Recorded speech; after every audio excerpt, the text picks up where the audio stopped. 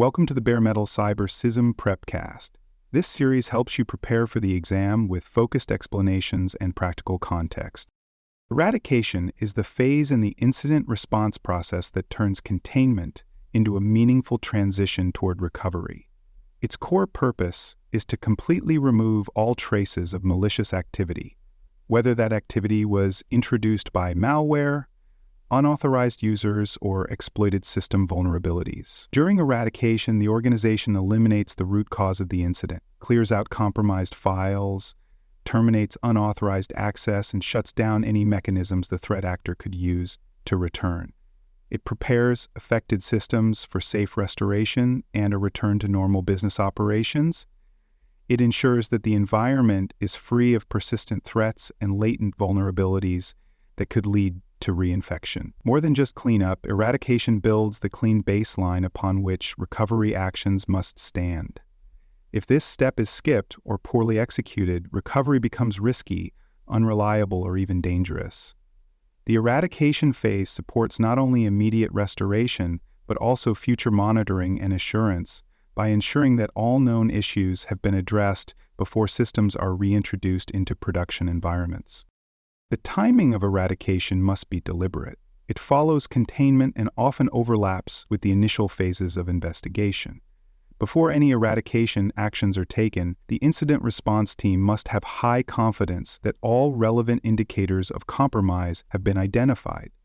These indicators may include file hashes, registry entries, IP addresses, user accounts, scheduled tasks, or injected scripts. If eradication begins too soon, before forensic analysis is complete, or before the full scope of compromise is known, critical evidence may be lost or hidden threats may remain. The investigation must guide eradication, not the other way around. Coordination is crucial. Eradication teams must work closely with forensic analysts to avoid disrupting volatile data or erasing evidence needed for regulatory or legal purposes. Each eradication step must be planned based on the nature of the incident and the criticality of the systems involved. Systems with high business impact or sensitive data may require more conservative steps and staged rollback procedures. Ultimately, timing eradication correctly is what ensures the process eliminates threats without damaging visibility or undermining trust in the response process. Malware eradication techniques are some of the most well-established in the cybersecurity domain. The most basic step is to remove all malicious files, binaries, scripts, and associated artifacts from infected systems. This can include deletion of payloads, quarantine of suspicious files, or manual removal of registry entries and scheduled tasks. Endpoint protection tools, whether antivirus, EDR, or XDR platforms, are typically used to scan and clean devices. These tools may offer automated cleanup routines or guided workflows for incident responders. In some cases, clean versions of compromised files or system images must be restored from known good backups. These backups must be validated to ensure they were not contaminated prior to the attack. Patch management is another essential part of eradication. Any vulnerabilities that were exploited during the infection must be patched to prevent recurrence. Additionally, persistence mechanisms must be neutralized. These may include startup scripts, hidden services, modified system files, or rogue cron jobs that allow the threat to reappear even after the visible malware is removed.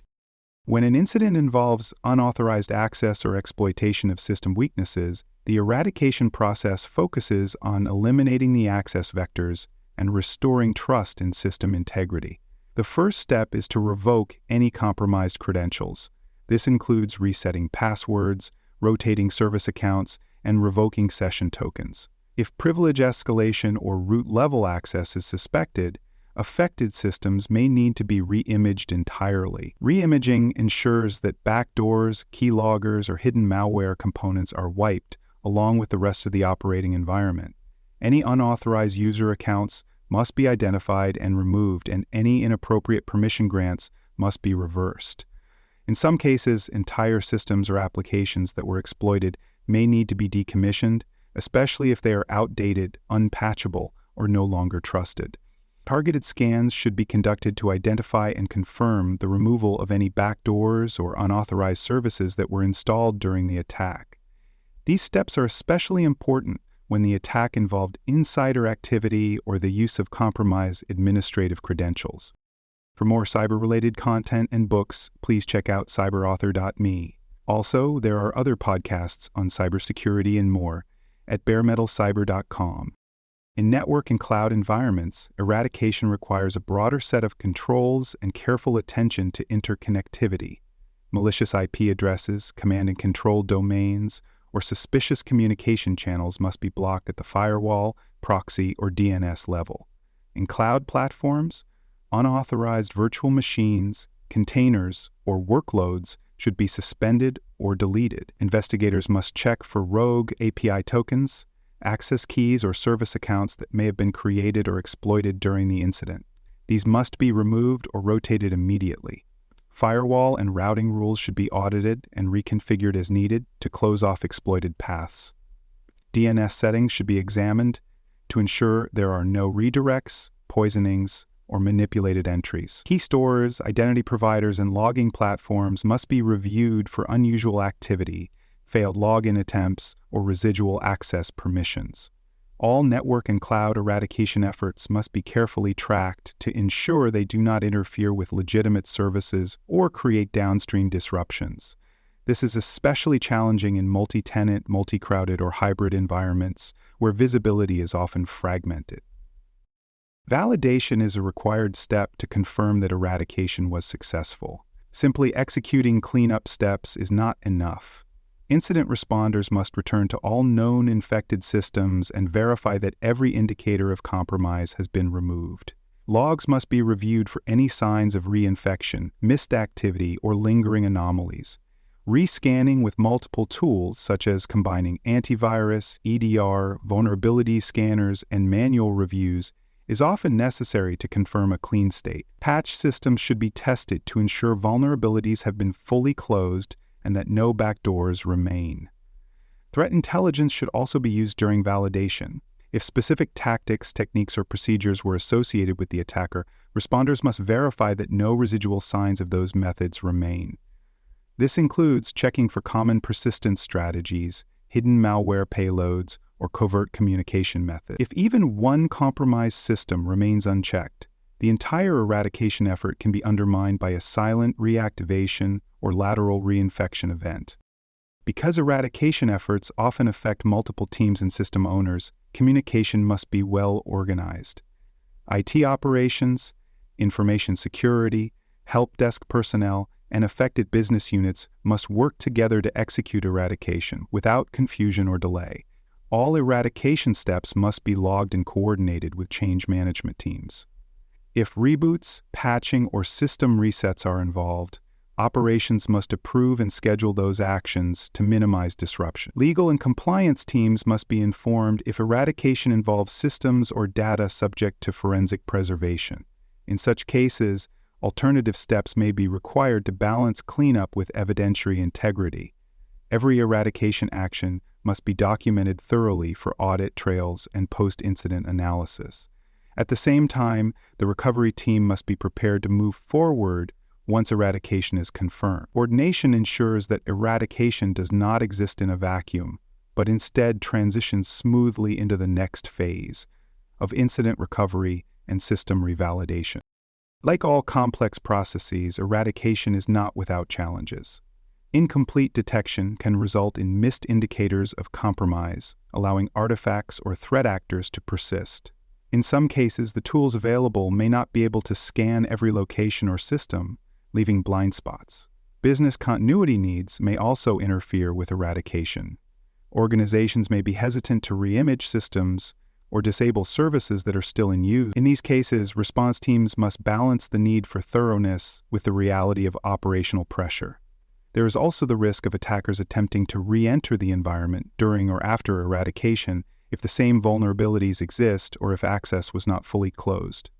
In cloud and third-party environments, limited visibility and shared responsibility can prevent the response team from executing full remediation. User resistance may also delay endpoint cleanup efforts, especially in cases where executive devices or unmanaged personal devices are involved.